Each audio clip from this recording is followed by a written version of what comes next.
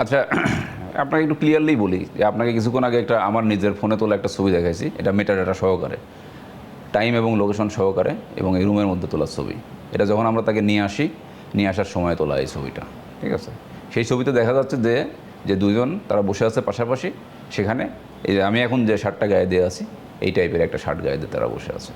তা এই ছবিটা এই হাজার কথার চেয়ে অনেক বেশি কথা বলে।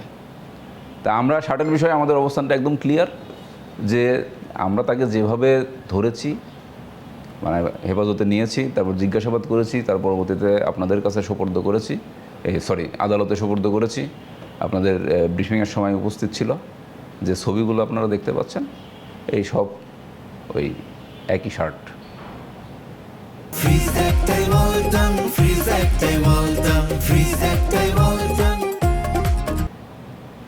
আর আমার মতো শার্ট, এটা আমি আবারও বলছি, এক কথা আসলে বারবার বলতে ভালো লাগে না, যে এটা একটা আড়ংয়ের শার্ট।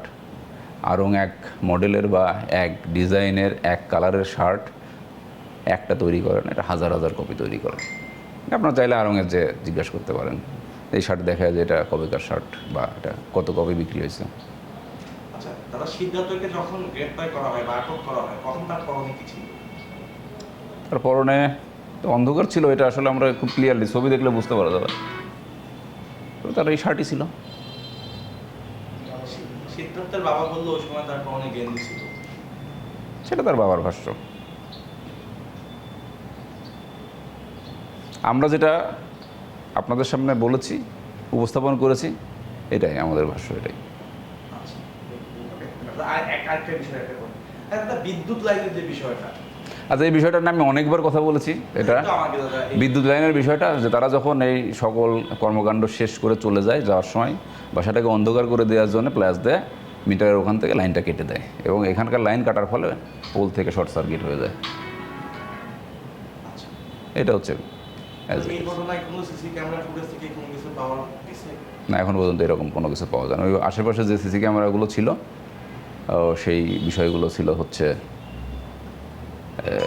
সেই সিসি ক্যামেরাগুলো অকেজও ছিল। আমরা এখনও পর্যন্ত সুনির্দিষ্ট কোনো কিছু পাইনি। আর এটার উপর আমাদের প্রায়োরিটিটাও কমে গেছে, কারণ এই ঘটনার সাথে যারা মূল জড়িত তাদের আদালতে বিজ্ঞ আদালতে 164 হয়েছে। তাই এইটাই সব অনেকটাই বড় প্রমাণ। আর এর পাশাপাশি যে ফিজিক্যাল এভিডেন্স যেগুলো আছে সেগুলো আমরা, যে ডিএনএ, ফিঙ্গারপ্রিন্ট, এগুলো রিপোর্ট সাপেক্ষে আমরা করব, পুলিশ রিপোর্ট দাখিল করব। দাদা একটা প্রশ্ন হচ্ছে, ছাদে যখন আপনারা উঠলেন, ছাদে কি ওই ছাদের দরজা ওই সময় খোলা ছিল? ছাদের দরজা খোলা ছিল। আচ্ছা, আর একটা তালা ভেঙে তো ভিতরে যে, এটা আপনাদের উপস্থিতিতেই ভাঙা হয়েছে, ফায়ার সার্ভিস ভেঙেছে। একটু জানতে চাচ্ছি যে ভিতরে তালাটাও কি ভাঙা ছিল নাকি? না, ভিতরে কোনো তালা ভাঙা ছিল না। ছাদের তালা চাবি দিয়ে খোলা ছিল, তালাটা পাশেই রাখা ছিল। আর ভিতরে ফ্ল্যাটে ঢোকার যে দরজাটা ওটা খোলা ছিল, সেটা আমি আপনার সাথে নিয়ে ঢুকছি।